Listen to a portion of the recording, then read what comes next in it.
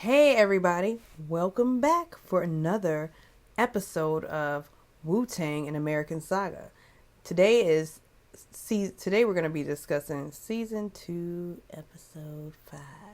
That's right. Season 2 episode 5. RZA and Divine are in a waiting room in an office building. They're in a lobby, I guess, area waiting to be seen. And RZA is late. As Divine notes, you are late. And RZA happens to notice that Divine is wearing a suit. And he's like, man, I'm effing with that suit. And Divine's like, you just do what you have to do. Pay attention to what you have to do. So then they're called back. And we find out that they're actually in an attorney's office. This is the attorney that, I guess, did the paperwork for Prince Raheem's deal. And he's like, we ain't going to do that like we did the last time. The attorney's like, what's with the name Wutang? Why Wutang? And RZA's like, I thought you'd be into it, considering as though you have Asian art on the wall out there. Yeah, they had like some cheesy Asian dragon art framed in the lobby, in that dingy lobby. So then, they were like, well, he's looking over the paperwork. He was like, you cannot give all 8 members shares.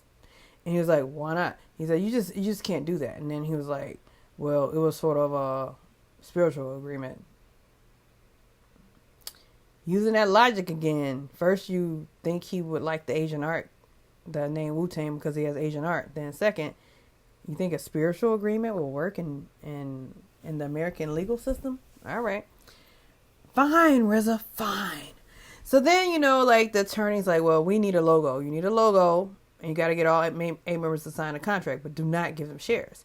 And, Divine is like, I got it together. I read the books. I have my suit on. I did the paperwork. Here, you will have this logo by tomorrow or in the day. So anyhow, we move on to Ghostface, Raekwon, and RZA moving into an apartment. And wait, back it up. Power is buying equipment, and he spends like $19,000 on equipment.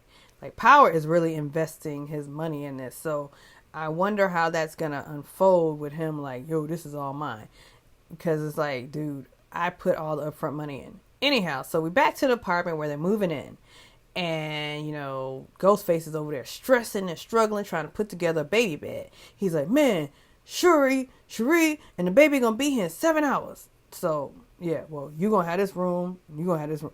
So it's like, I guess the deal is they're going to record in the studio by day, and Ghostface and the baby and Shuri will be there by night, as well as RZA. Let's see how that works out.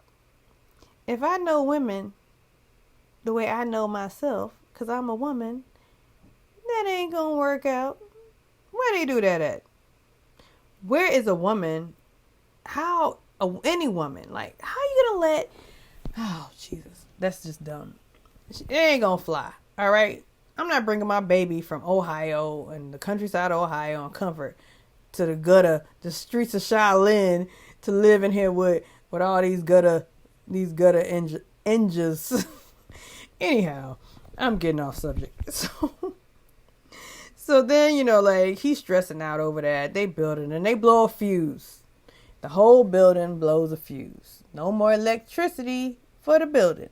And Jizza is tasked with getting them a phone line. I got this, son. So, he goes down to the payphone, stack of quarters, puts a quarter in. Peace, God. Can I help you? Atlantic Bell. I don't know if they said Atlantic Bell. I'm just adding that on. Yeah, well, I need a phone line, blah, blah, blah. He hangs up the phone. Then he's like, damn. And so then we cut away to Power and Divine kind of bickering it out, because Power is bitching about how much money he spent already. And now, because they're sitting down with the logo artist, Mathematics. And Divine is explaining to him, every logo, you got to have a memorable logo. He's stressing the importance of a memorable logo. And now pause. Me being an art director, a graphic designer, and an artist, I design logos. So I know the importance of a simplistic logo, and many people don't know. And what that guy Mathematics originally gave them were just illustrations. He had like a guy holding somebody's dreads with a knife or something like that. It was just, it's a nice illustration, but it's not a brand. Like, And it's funny, I've had an argument with a young designer where I used to work, and I was telling him about the most memorable logos in hip hop, and he immediately said, I think he said Run DMC. I said, no, Wu-Tang. Wu-Tang is the most memorable logo in hip hop. No, it's not. I'm like, look here, young buck, you don't know. I know. First of all, I know hip hop and I know logos. So then we did a Google search, and guess what? Wu-Tang was the number one most recognizable logo. All right, back to it. So basically, Power don't want to pay this guy because he's paid for everything else. So he and Divine take the argument someplace else. RZA steps in and he's like, yo, let me see what you're doing. And he was like, I'm just sitting here waiting on my money. And first of all, another thing is, where do you get paid up front? Like, I get it. I require 25% down for the most part for doing logos, because some people can just take your logo and run, and at least you get something from it. But you don't get paid in full before a finished product. But I guess they do. They did back in 1992 when they were getting that logo solidified, or was it 91? I know they dropped in 93, so I'm assuming it was 92, 91, 92. So anyhow, so that happens. Then, what happens after that? Oh, so we see, Shotgun and Shotgun, aka Method Man, and You God, and I think Inspector Deck were out there, and they were outside on the street with some random kid, and they were just talking, I think shooting dice, and maybe just doing hood rat things. And, drive-by happens, the random guy gets shot, and that kind of like, damn, they're in shock. So then, later on, these guys, they go back up to the studio. At the studio apartment, I guess. Get it? Studio apartment. And, they're all really somber and down. They're like, man, I forgot his name. He got hit. And then they start reflecting about, like, life on the streets. Because it could have been them. Because, like, Raekwon, like, man, I'm still healing from my getting shot. And Ghostface, like, I got shot. It could have been anybody. Any one of them could have gotten shot. So I guess they're now seeing that they need to get off these streets. So anyhow, the electricity is still off. And who's coming to save the day? Is it Ghostface? No. Is it Jizza? No, he's on phone duty. Is it Power? It should be Power because his name is Power, but he's footing the bill. It's ODB.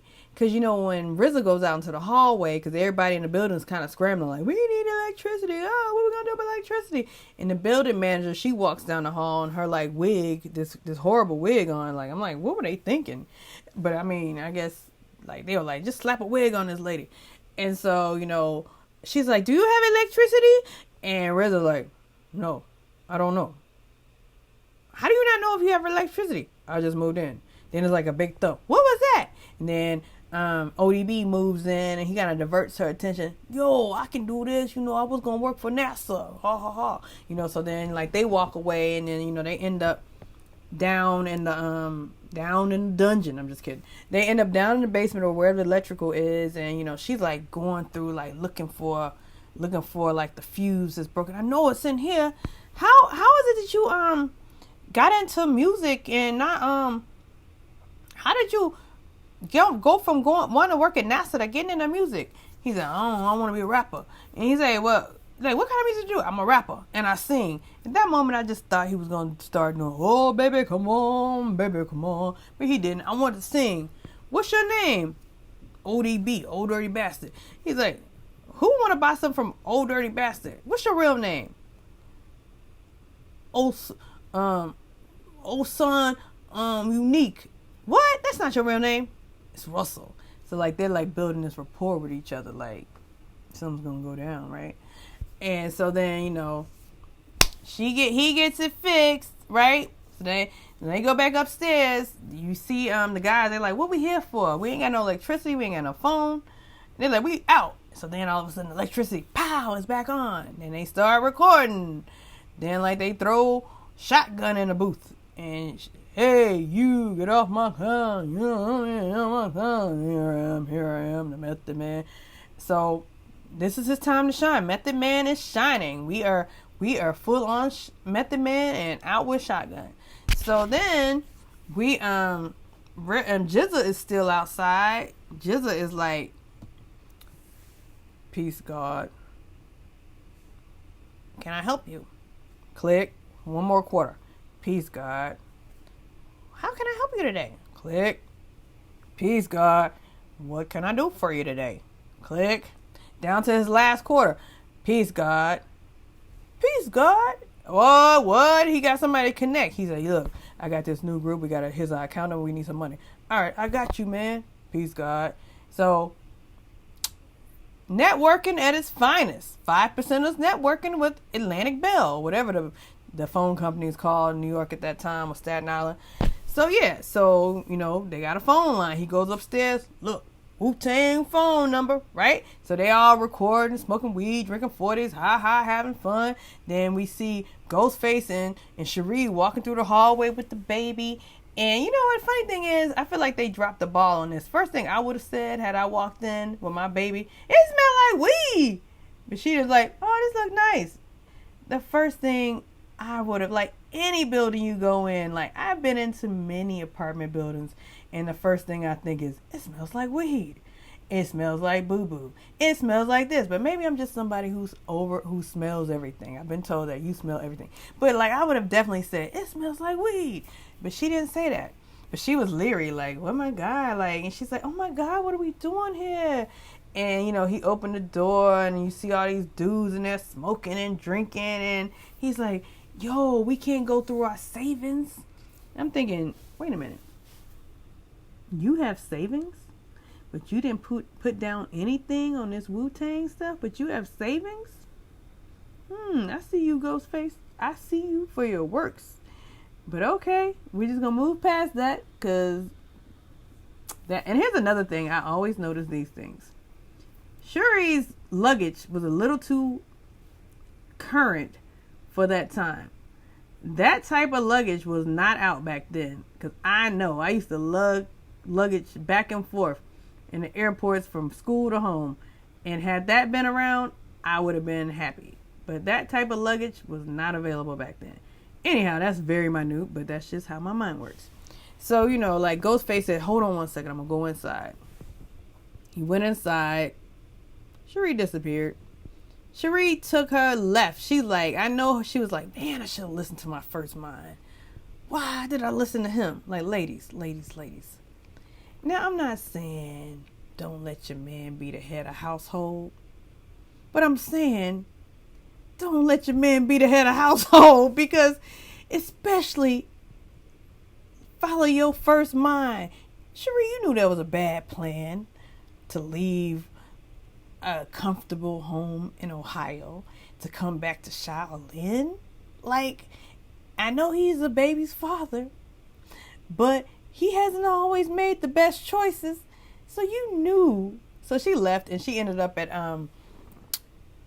Divine's house. Divine's girl let her in, and that was pretty much it for that part. But like, like they recorded, and like you cut to a scene where like RZA, back it up. So then, like, they're playing the song for this dude, Chris, who was in the opening. I totally forgot to mention him. This dude, Chris. And I'm like, who is Chris? Like, they never said his last name. But I thought maybe, like, is he Chris Lighty? Who is he? Like, they just said Chris. And so, they played the song. He's like, man, this is dope. They played Method, what's it called? Method Man. This is dope. You gonna play in the club? Nah, I can't. What if not? Divine says. He's like mad. He's like, because the levels are off. If I play this in the club, it's going to sound like it's coming from the phone. And they're like, oh, damn. And it's like, and Power looking like, damn, all this equipment I bought, and this got us here to a dead end. So, roadblock, Wu-Tang will not be playing at the club tonight. So, anyhow, later on, Power, like, they leave, and then, like, Power comes back, knocking on the door, and they open it. He looking real suspicious, like, yo, what's going on? He said, I put all my money in this, like, he said, all this is mine. He said, y'all open the door like I'm the police or something. He said, you know all this is mine. And he looking like, what? He looking like they looking suspicious of him because they're like, they don't fully trust each other. And so basically, Power dumps out all his money. He said, man, I thought you were broke. I sold my whip. I told you on that boat I was in. And I was like, yeah. So then, we see RZA goes down. Mathematics is back. He comes back with the logo, everybody. The logo the most recognizable logo in hip-hop. The Wutang W logo, everybody. And the episode ends. So this was a classic episode, I must say. And I know I missed a few points, but you get the gist of it. It was quite entertaining. Oh. Back it up. So Asan and old girl was smoking herb together. So let's just say they had a good time that night after the electricity was back on. But the episode ends, everybody. So until next time, until Hulu releases the next episode, which I think is on either Tuesday night or Wednesday night. I don't know. All right. Like and subscribe and tell me what you think. Did you like that Wutang episode 5?